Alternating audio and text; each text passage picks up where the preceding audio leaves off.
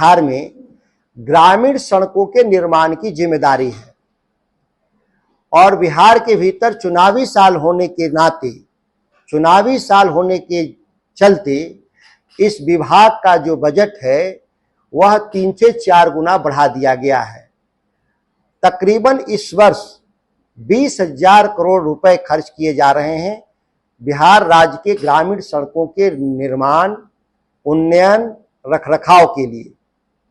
सबसे आश्चर्यजनक बात यह है कि यह 20,000 करोड़ रुपए की परियोजनाओं में जिस तरीके से भ्रष्टाचार को डिजाइन किया गया है संस्थागत रूप से, 10,000 करोड़ से ज्यादा रकम राजनेताओं, प्रधान सचिव दीपक सिंह, अभियंता प्रमुख भागवत राम सहित बिहार के निचले अधिकारियों ठेकेदारों द्वारा 10,000 करोड़ रुपए लूट लिए जाएंगे, जिसका मैं साक्ष्य के साथ इस बात को रखना चाहता हूं कि किस तरीके से इन लोगों ने जो तैयार किया है लूट का तंत्र, उसको हम संक्षेप में बताना चाहते हैं। बिहार में जो ग्रामीण सड़कों का निर्माण या रखरखाव हो रहा था, तो यह परियोजना के आधार पर होता था, एक यूनिट के आधार पर होता था कि किसी गांव में एक सड़क बनानी हो तो एक यूनिट माना जाता था और उस यूनिट के आधार पर टेंडर निकाला जाता था। लोग चूंकि जो छोटे ठेकेदार इस काम में न आ सकें, बड़े ठेकेदार आए, इसलिए वह सभी छोटे छोटे सड़कों को मर्ज करके उन परियोजनाओं की लागत को 20 से 25 करोड़ रुपया प्रति इकाई कर दिया गया, जिसके चलते जो छोटे ठेकेदार थे इस कंपटीशन से बाहर हो गए। दूसरी बात, जब 20 से 25 करोड़ की परियोजनाओं में टेंडर डालने की बारी आई, उसमें फर्जी अनुभव, एनुअल टर्नओवर जो उसका सबसे जरूरी तत्व है, एनुअल टर्नओवर फर्जी तरीके से संवेदकों के द्वारा, ठेकेदारों के द्वारा लगाया जा रहा है पूरे बिहार में। यह अभियंता प्रमुख, सहायक अभियंता, कनीय अभियंता, कार्यपालक अभियंता,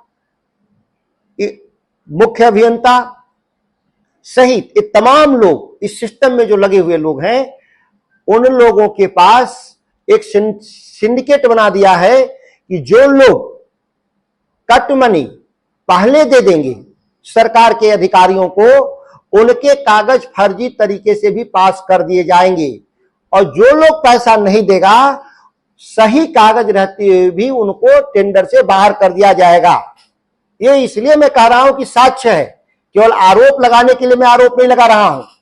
और इस मामले में एक उदाहरण के साथ मैं बताना चाहता हूं कि VS कंस्ट्रक्शन सड़क निर्माण के लिए भभुआ में एक रोड के लिए एक ग्रुप ऑफ रोड के लिए उन्होंने डाला, जिनका एनुअल टर्नओवर मात्र 54 करोड़ और 54 लाख और 66 लाख रुपए था 2 साल में। 2021-22 में उनका 66 लाख और 54 लाख था, लेकिन उन्होंने टर्नओवर कितना दिखाया? 16 करोड़ और 55 करोड़। अब समझ में नहीं आया कि जिसकी क्षमता 54 लाख 66 लाख है, वह एक फर्जी सर्टिफिकेट के जरिए VS कंस्ट्रक्शन विभाग में कागज जमा करता है कि हम 55 करोड़ रुपए और हम सड़क निर्माण के लिए भभुआ में एक रोड के लिए एक ग्रुप ऑफ रोड के लिए उन्होंने डाला, जिनका एनुअल टर्नओवर मात्र 54 करोड़ और 54 लाख और 66 लाख रुपए था 2 साल में। 2021-22 में उनका 66 लाख और 54 लाख था, लेकिन उन्होंने टर्नओवर कितना दिखाया? 16 करोड़ और 55 करोड़। अब समझ में नहीं आया कि जिसकी क्षमता 54 लाख 66 लाख है, वह एक फर्जी सर्टिफिकेट के जरिए VS कंस्ट्रक्शन विभाग में कागज जमा करता है कि हम 55 करोड़ रुपए और 16 करोड़ रुपए का हम काम किए हैं, जबकि यह टर्नओवर का जांचने का एक ही तरीका है कि उन्होंने GST कितना भरा। GST का जो पोर्टल है वह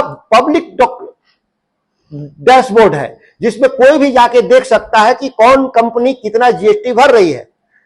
जब विभाग के पदाधिकारी कार्यपालक अभियंता के सामने जब साक्ष्य था सरकार का, तो एक लिखित दस्तावेज जो फर्जी था उसके आधार पर उन्होंने टेंडर पास करने का काम किया। यह जब मेरे संज्ञान में जब आया, मैं एक उदाहरण दे रहा हूं, इस तरह के सैकड़ों उदाहरण है मेरे पास।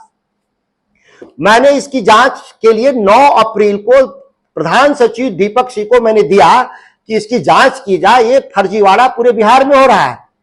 दीपक सिंह ने अभियंता प्रमुख भागवत राम को दिया। भागवत राम उसी कार्यपालक अभियंता के यहां जांच के लिए भेजा जो टेंडर किया था। जांच के बाद वही कार्यपालक अभियंता साक्ष्य सहित बताता है कि जो एनुअल टर्नओवर कंपनी के लिए दिया गया है, जिसको पहले सही कहा था, उसको कह रहा है कि गलत हुआ है। अपनी गलती स्वीकार कर लेता है कार्यपालक अभियंता जांच में, दोबारा जांच में। लेकिन अभियंता प्रमुख संतुष्ट नहीं होते उसके जांच से, क्योंकि वो पहले ही से तय था कि उस ठेकेदार को काम देना है।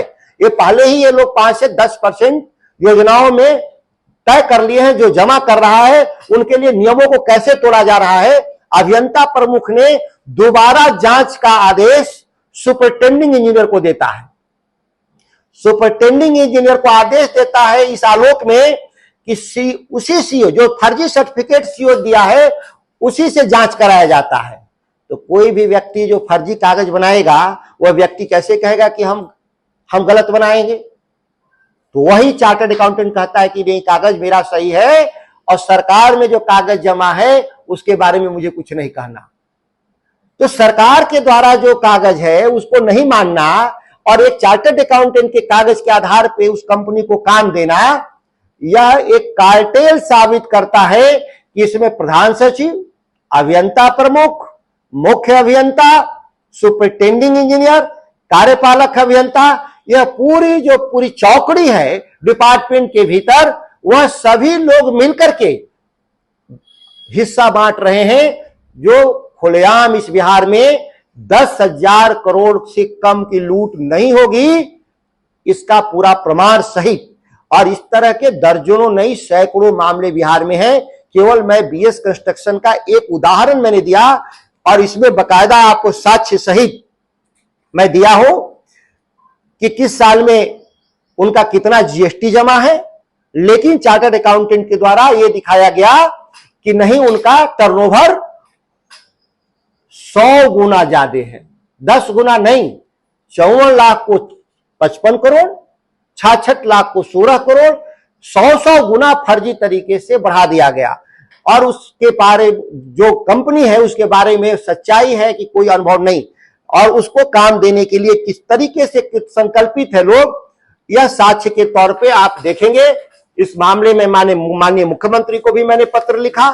इसकी जांच कहां तक है ये समझ। गोल जहां 27 वर्षों के सफर में 17,000 से भी अधिक छात्रों ने डॉक्टर एवं इंजीनियर बनकर भरे सफलता की ऊंची उड़ान, जहां साधारण छात्र भी असाधारण सफलता प्राप्त कर बना रहे इतिहास। दूरदर्शी शिक्षाविद श्री विपिन सिंह के मार्गदर्शन में मेडिकल एवं इंजीनियरिंग के लाखों छात्रों के लिए आशा की किरण के रूप में गोल्ड रिजल्ट फैक्ट्री